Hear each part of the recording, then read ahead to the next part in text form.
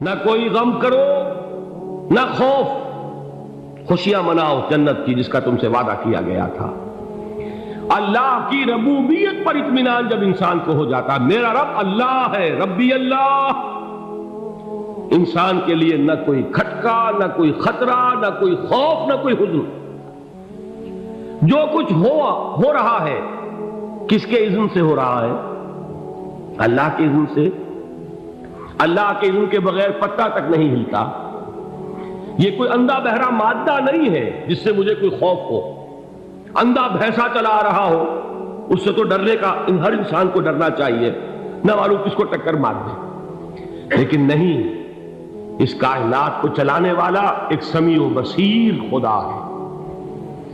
وہ جو میرا دوست ہے، میرا ولی ہے۔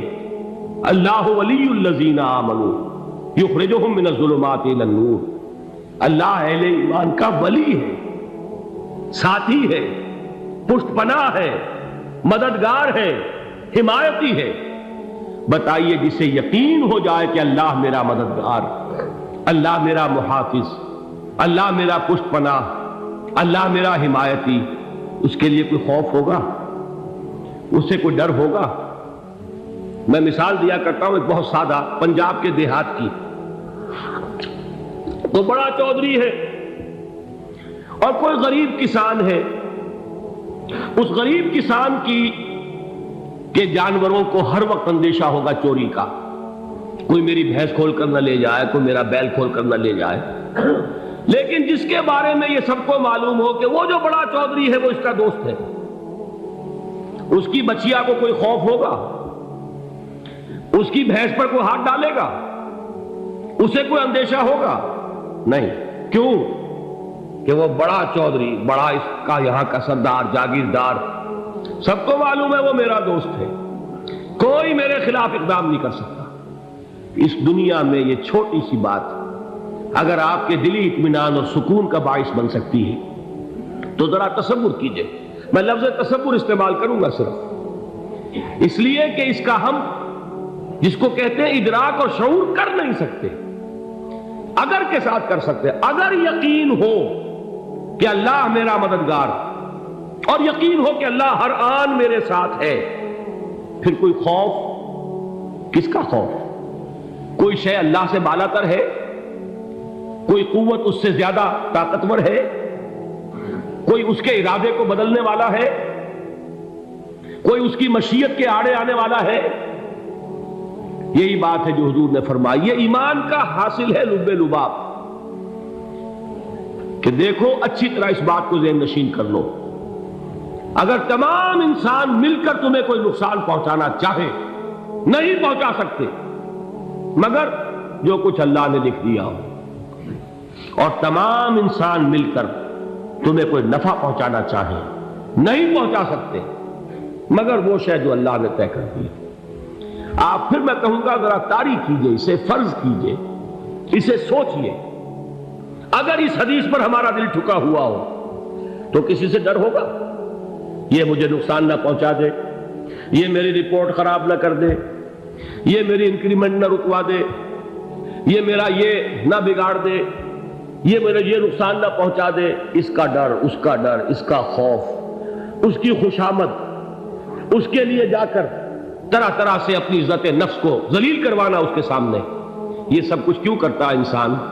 جب سمجھتا ہے کہ اس کے ہاتھ میں میرا کوئی نفع ہے، اس کے ہاتھ میں میرے لیے کوئی ضرر ہے، یہ مجھے کوئی غضب پہنچا سکتا ہے، یہ مجھے کوئی نقصان پہنچا سکتا ہے، یہ میرا کوئی کام بنا سکتا ہے، یہ میری کوئی ضرورت پوری کر سکتا ہے، اسی کا نام شرک ہے۔ جہاں آپ نے یہ سمجھا کہ غیر اللہ کے اندر کوئی طاقت موجود ہے، وہی شرک ہے۔ بتوں سے تجھ کو امیدیں، خدا سے نو امیدی، مجھے بتا تو صحیح اور کافری کیا ہے؟ شرک تو یہ ہے۔ جس پر بھی تمہیں یہ خیال ہے، کلمہ ہے یہ کلمہ سوم، لا حول ولا قوت الا باللہ، ذرا اس پر دل کو کبھی اگر آپ تصور کریں، پھر فرض کریں، دل ٹھک جائے اس پر، کوئی طاقت نہیں۔ یہی بات تھی جو شیخ عبد القادر جیلانی رحمۃ اللہ علیہ نے اپنی وصیت میں اپنے بچے سے کہی۔ 11ویں دینے والے ہیں، لیکن حضرت شیخ عبد القادر جیلانی کی وصیت اور تعلیمات کو کتنے لوگ ہیں جانتے ہو؟ یہ جن مقامات تک پہنچے ہیں وہ کس چیز کی بدولت پہنچے؟ انہوں نے جو پیغام دیا وہ کیا تھا؟ اے میرے بچے، جس طریقے سے قرآن مجید میں حضرت لقمان کی نصیحتیں جو ہے نقل کر دی گئی ہیں، میں یہ عرض کروں گا بالفرض اگر قرآن حضرت عبد القادر جیلانی کے بعد نازل ہوا ہوتا تو شیخ عبد القادر کی یہ نصیحتیں بھی قرآن میں درج ہوتی۔ اتنی اونچی نصیحتیں ہیں۔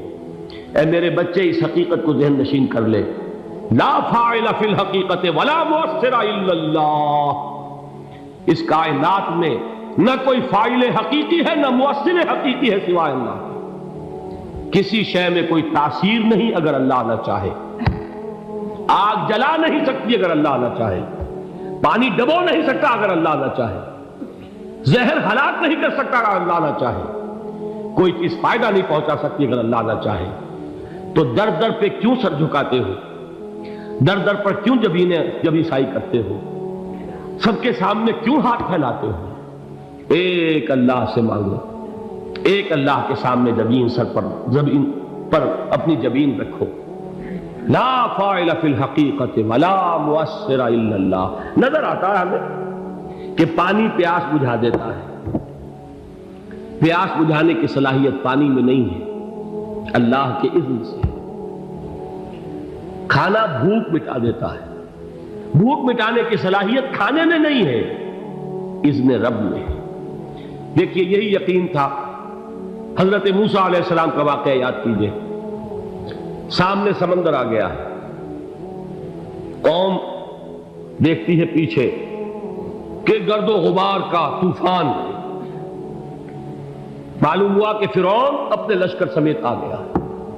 لشکر جب چلتا تھا تیز رفتاری کے ساتھ تو گرد و غبار کا جو طوفان اٹھتا تھا اس کا تصور کیجیے، اور لمحہ بلمحہ وہ قریب آ رہا ہے۔ پوری قوم نے کیا کہا؟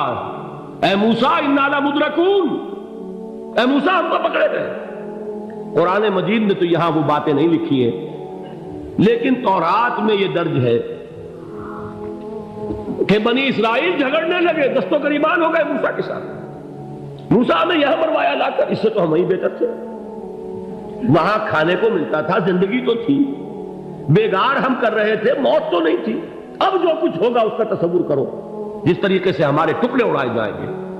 تو لڑ رہے ہیں حضرت موسیٰ علیہ السلام سے۔ یہ تورات کی تفصیل ہے، قرآن میں صرف اتنا آیا ہے، پریشان ہو کر انہوں نے کہا انا لمدرکون، موسیٰ ہم کو پکڑے گئے۔ اس وقت موسیٰ کا جواب کیا ہے؟ کلا ان معی ربی سیہدین، نہیں، میرے ساتھ میرا رب ہے، وہ راستہ دے گا۔ بتائیے کہاں راستہ نظر آ رہا ہے؟ یہ ہے ایمان بالغیب۔ راستہ نظر نہ آئے تب اللہ پر یقین ایمان ہے۔ جیب میں پیسے ہوں اور تب دل کو اطمینان ہے تو ایمان کس پر ہوا؟ پیسے پر، اللہ پر نہیں۔ جب وسائل و ذرائع نہ ہو اور پھر یقین ہو کہ اللہ مسبب الاسباب ہے، وہ اسباب کا پابند نہیں ہے، وہ اسباب کا محتاج نہیں ہے، اسباب اس کے محتاج ہے۔ اگر یہ یقین ہے تو اللہ پر ایمان ہے، یہ نہیں ہے تو تمہارا ایمان اسباب پر ہے، وسائل پر ہے، ذرائع پر ہے، مادیات پر ہے، اللہ پر نہیں۔ اس وقت کہاں راستہ تھا؟ کوئی راستہ تھا؟ سمندر ہے اور ادھر سے لشکر آ گیا ہے۔ کلا ان معی ربی سیہدین۔ اب دیکھیے ایمان کہہ دینا آسان ہے، ہوا معکم اینما کنتم، جہاں کہیں بھی تم ہوتے ہو اللہ تمہارے ساتھ ہوتا ہے، لیکن اس کا یقین قائم ہو جائے تو زمین و آسمان کا فرق واقع ہو جائے۔ یہی بات ہوئی حضور کے ساتھ۔ غار ہے، چھپے ہوئے ہیں محمد رسول اللہ اور آپ کے وہ یار غار ابو بکر صدیق رضی اللہ تعالی عنہ۔ اقبال نے حضرت ابو بکر کی شان میں چند اشعار کہیں صرف، لیکن واقعہ یہ ہے کہ بھاری بھاری نظموں پر اور قصیدوں پر بھاری ہے، طویل ترین نظمیں اور قصیدے ہوں ان پر بھاری ہے۔ ہمتیں ابو بکر کی ہمت جو ہے، کشت ملت را چوں ابر، جیسے بارش سے کھیتی اپجتی ہے، ابو بکر کی ہمت اور عزیمت اس امت کو اسی طرح سینچنے والی ہے۔ ثانیے اسلام و غار و بدر و قبر، وہ دوسرے تھے اسلام میں، دوسرے پہلے کون تھے؟ انا اول المومنین، حضور فرماتے سب سے پہلا ایمان لانے والا میں، دوسرے ابو بکر۔ ویسے ہمارے ہاں یہ چلتا ہے اختلاف، حضرت علی پہلے ہیں کہ حضرت ابو بکر پہلے ہیں، لیکن اس میں بڑی خوبصورت تطبیق قائم کی ہے علماء نے، اور بہت صحیح ہے۔ چار کے بارے میں فیصلہ ہی مت کرو کہ کون پہلے، ان کی ایک عجیب تقسیم کر دی ہے۔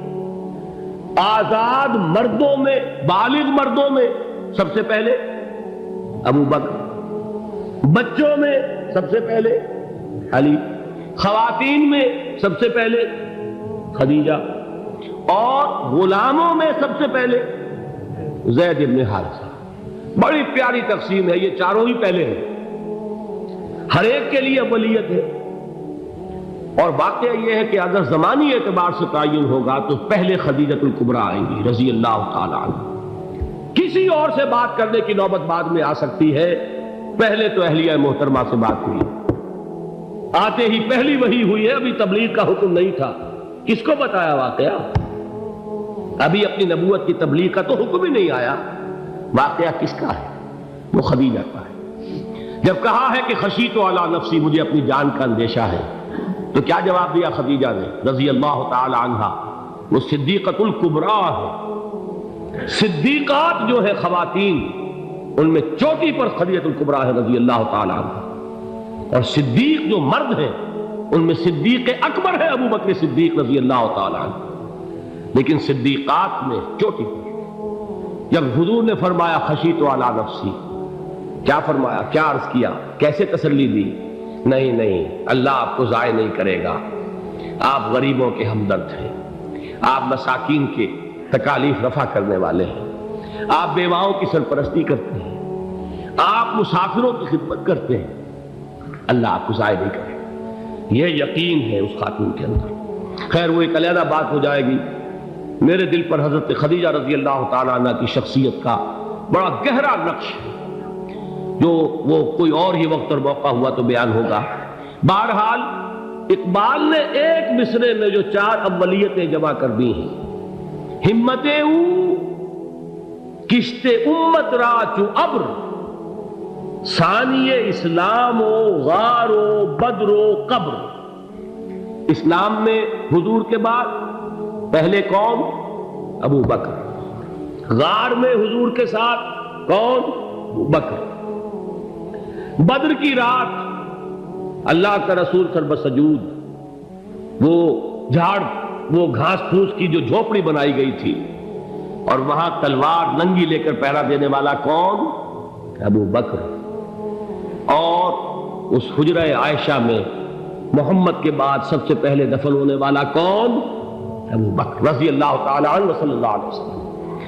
وہ جو معاملہ میں سنا رہا تھا غار ثور کا، حضرت ابو بکر بھی حضور کے خیال سے لرز گئے ہیں۔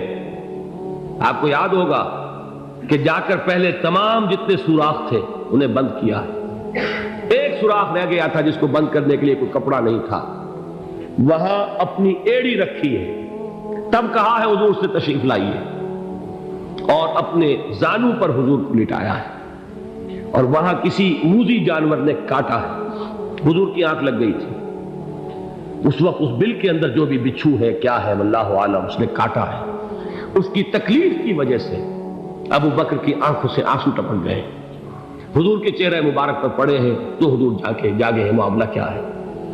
ایڑی نہیں ہٹائی وہاں سے، مبادا وہ جانور وہاں سے نکل کر محمد الرسول اللہ کو کوئی گزن پہنچا دے، ابو بکر کی ایڑی ہے، جس طرح چاہے کھا لے، ختم کر دے، جان نکل جائے تب کوئی آنچ آئے، محمد پر تو آئے، لیکن جیتے جی نہیں۔ وہ ہے ابو بکر۔ حضور کے خیال سے اس وقت حضور نے پھر اپنا لعاب دہن لگایا ہے، اور اس سے پھر آپ کی تکلیف ختم ہوئی۔ جیسے خیبر میں حضرت علی کی آنکھ دکھ رہی تھی، اس کو جو شفا حاصل ہوئی ہے وہ بھی حضور کے لعاب دہن سے ہوئی۔ تو بہرحال اس وقت انہوں نے کہا ہے کہ اے نبی یا رسول اللہ، اگر اس وقت ان میں سے کسی نے غیر ارادی طور پر بھی اپنے قدموں کی طرف جھانک لیا تو پکڑے جائیں گے، کیا جواب تھا اللہ کے رسول کا؟ لا تحزن ان اللہ معنا، اللہ ہمارے ساتھ ہے، کیوں گھبراتے ہو ابو بکر؟ یہ ہے ایمان باللہ، میرا مالک اللہ، میرا رازق اللہ، میرا محافظ اللہ، میرا مددگار اللہ، میرا پشت پناہ اللہ، میرا دوست اللہ۔